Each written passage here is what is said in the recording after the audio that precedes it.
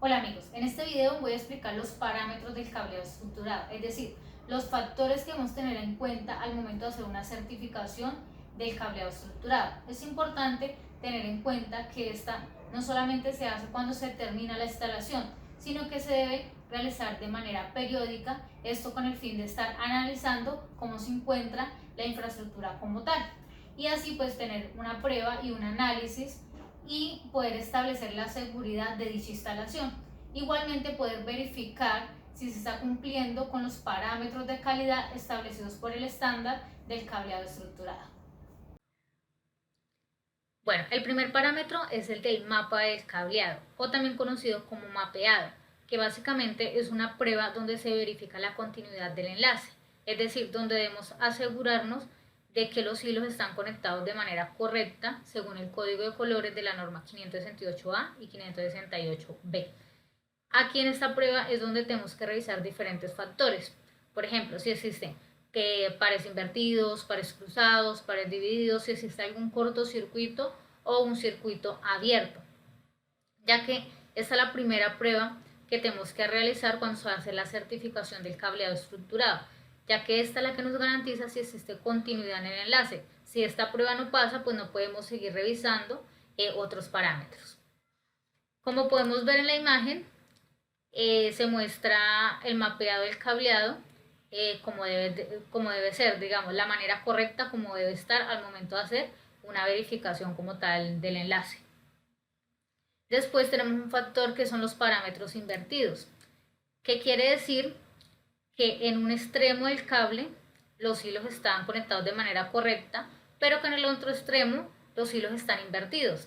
Lo más normal, por ejemplo, acá en el par 1, que es blanco, naranja, naranja, es que el hilo 1 esté conectado con el 1 y el 2 con el 2. Pero como vemos en el primer extremo está bien, 1 y 2. Pero ya en el otro extremo se encuentra de manera invertida, están cambiados.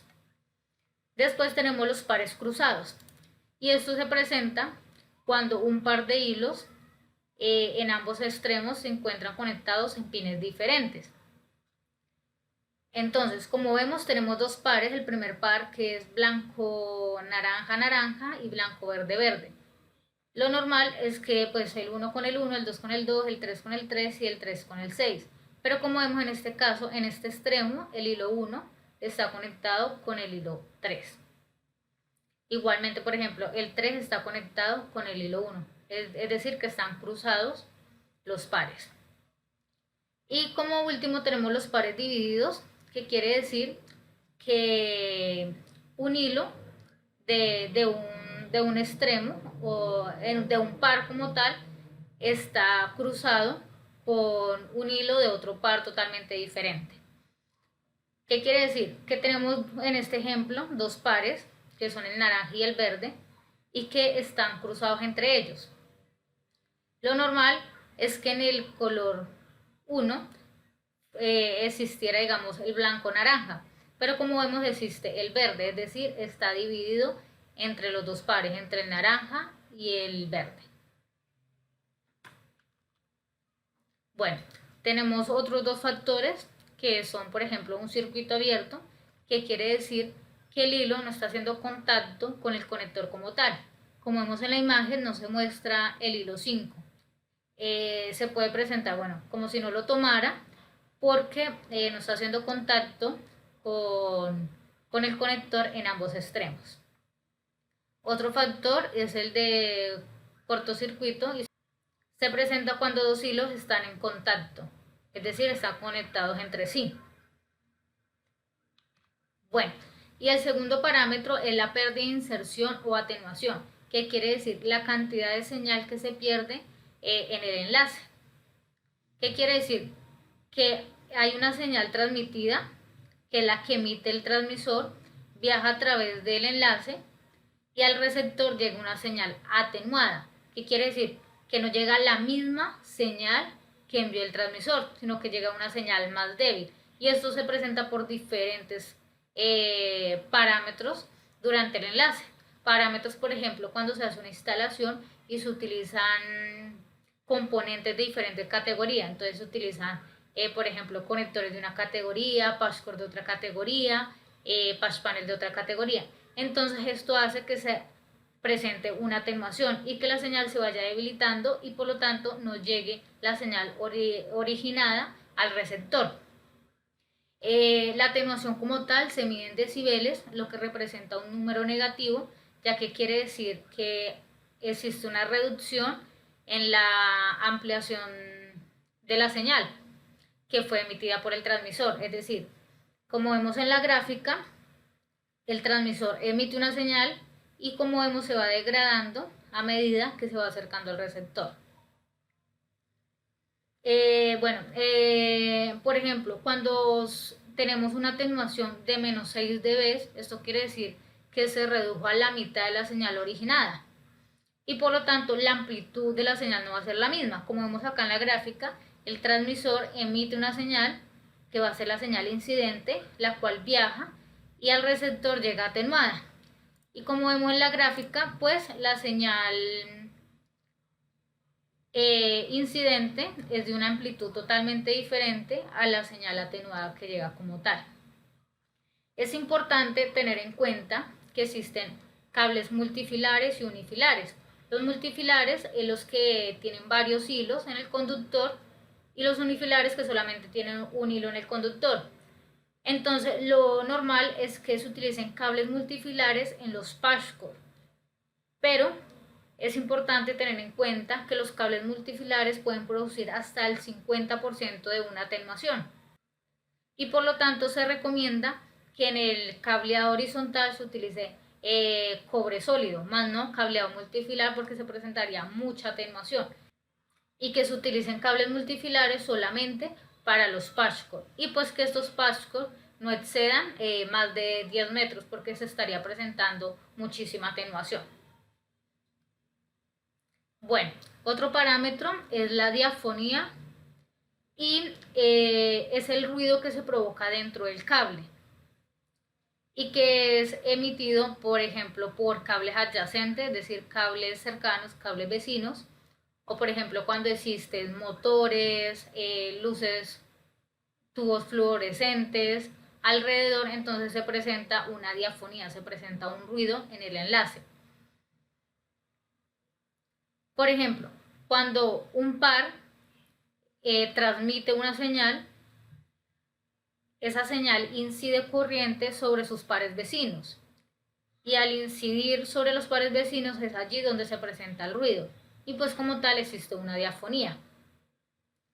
Este factor, o mejor dicho parámetro, se presenta mucho, por ejemplo, cuando se hace una llamada telefónica y se escucha una conversación indeseada.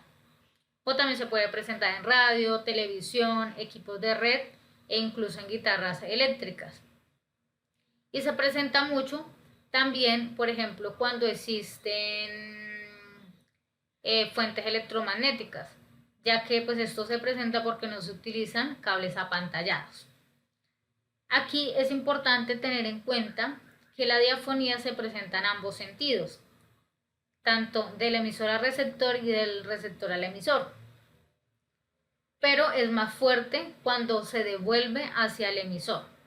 Y hay dos conceptos muy importantes a tener en cuenta en la diafonía, y es el par perturbado y el par perturbador.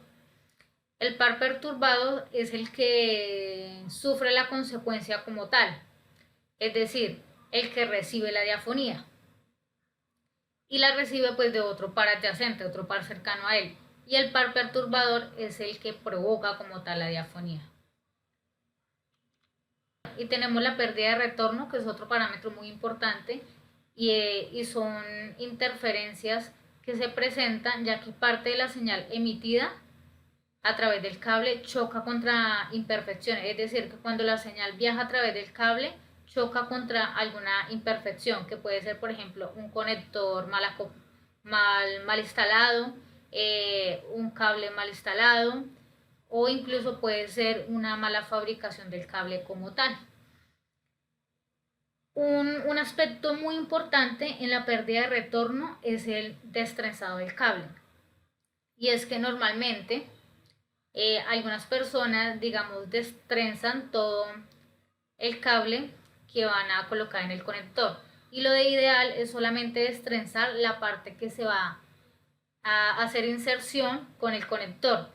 Como vemos acá en el ejemplo, solamente es trenzar la parte que se va a insertar en el conector y el resto dejarlo trenzado, porque entre más se destrense el cable, pues más pérdida de retorno voy a tener y más atenuación.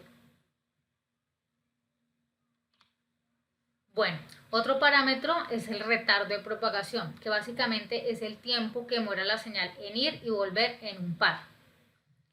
El retardo de propagación se hace en cada uno de los pares, ya que cada par tiene un retardo de propagación totalmente diferente. Y que este retardo pues depende de la longitud, de las propiedades eléctricas y del trenzado de cada uno de los pares. Por eso se especifica de que la longitud del enlace no se mida por la longitud física del revestimiento del cable, sino que se mida de acuerdo al retardo de propagación. Es decir, que se tome el par que tiene menor retardo de propagación para determinar cuál es la longitud como tal del enlace. El retardo de propagación se mide en nanosegundos y es importante tener en cuenta, vuelvo y lo recalco, que cada par tiene un retardo de propagación diferente, porque cada par tiene un trenzado diferente. Algunos pueden tener más trenzado que otros pares y por lo tanto pues la longitud y el tiempo de la señal ir y volver en cada par es totalmente diferente. Bueno, tenemos el sesgo de retraso, que básicamente es la diferencia en el retraso de cada uno de los pares. Y como lo mencionaba anteriormente, cada par pues tiene totalmente un retardo de propagación diferente. Y este parámetro puede ser muy crítico en redes de altas velocidades, ya que pues la transmisión de los datos se hace de manera simultánea por medio de múltiples pares. Y pues es allí donde que si tenemos una diferencia de retardo muy alta, pues se va a presentar de que los bits no lleguen al mismo tiempo y el encapsulamiento de los datos pues no se haga de la manera adecuada y vamos a tener problemas de velocidad y transmisión de información. Bueno, también tenemos la longitud del cable, que es otro parámetro que pues ya lo toqué anteriormente. Y es que pues básicamente es importante tener en cuenta, como ya lo había dicho en otros videos, de que el enlace permanente no puede ser mayor a 90 metros y el canal no puede ser mayor a 100 metros. Aunque deben tener en cuenta que si la instalación es exactamente de 100 metros, no se pueden basar en el revestimiento del cable. Es decir, no es que el cable me mide 100 metros, sino que se deben basar en el retardo de propagación de los pares, es decir, del par que tenga menor retardo de propagación, porque el retardo de propagación es el que determina como tal la longitud del cable, más no el revestimiento del cable. La longitud del cable, hay dos parámetros que lo pueden hacer. Uno es revisar el enlace permanente, que va a ser de una medición totalmente diferente al canal, ya que el canal incluye todo lo que es patchwork, mientras que el enlace permanente solamente incluye el cableado horizontal como tal. Tenemos otros dos parámetros muy importantes que son el NETS y el FETS. Básicamente el NETS es la pared de afonía en el extremo del emisor, es decir, que este parámetro lo produce la señal inducida que va y viene y es percibida en el lado del emisor. Esto se produce cuando en la instalación se hace mucho el destrenzado del cable, hay una mala conectorización o una mala canalización. Es importante tener en cuenta que este parámetro se debe medir en ambos extremos. Y pues básicamente como tal el NETS es el que mide el ruido en el lado donde se inyecta la señal, es decir, en el extremo cercano, es decir, en el emisor. Y el FETS es la telediafonía, que básicamente es la que mide el ruido en el extremo donde se recibe la señal, que es en el receptor como tal. Algo que debemos tener en cuenta es que el NETS produce más ruido que el FETS y por eso hay que tener muy en cuenta este parámetro al momento de realizar una certificación del cableado estructurado. Bueno, aquí tenemos el NETS con las 6 combinaciones para par. Y es que, ¿qué quiere decir? Que se deben hacer 6 mediciones para poder, como tal, verificar si el NETS pasa o no pasa la certificación. Las combinaciones son A con B, A con C, A con D, B con C, B con D y C con D. ¿Qué quiere decir esto? Son las combinaciones entre cada uno de los pares. Acá tenemos un ejemplo de cuando se presenta un ruido como tal. Y es que tenemos el extremo cercano, ya sea el transmisor o el receptor, que es donde básicamente se presenta el ruido, ya sea por NETs o FETs. Y tenemos el extremo lejano, que es, por ejemplo, en este caso, donde se presenta la falla. Y aquí se presenta la falla, es por una mala conexión. Entonces, como vemos, acá está pues el origen de la falla. En la parte de arriba tenemos una señal mucho más amplia que en la parte de abajo. Y esto se debe pues de que la señal ya se ha reducido como tal. Bueno, tenemos el PS-NETS, que mide el efecto acumulativo del NETS de cada uno de los pares. Y pues, ¿qué quiere decir? Que es una paradiafonía de suma de potencias, que como tal es la suma de todos los NETs de cada uno de los pares. Y el FETS igualmente es una suma de cada uno de los NETs de cada uno de los pares del cable. Y pues como tal se define el FETS como la telediafonía del mismo nivel, y que se presenta mucho este parámetro, y es por el trenzado de los cables y una mala calidad del apallantamiento del cable, y tiene que ver mucho con la longitud del cable. Bueno, y como último tenemos el FES, que significa telediafonía del mismo nivel de suma de potencias, y es la medida del FES de cada uno de los 3 pares interferentes sobre el par de la señal útil. ¿Qué quiere decir? ¿Qué tanto influyen los otros pares sobre la señal útil como tal? Y pues digamos que ¿qué tanto influye? Hace referencia pues a qué tanto ruido se provoca en el par útil por pares adyacentes que están produciendo una interferencia como tal, un ruido.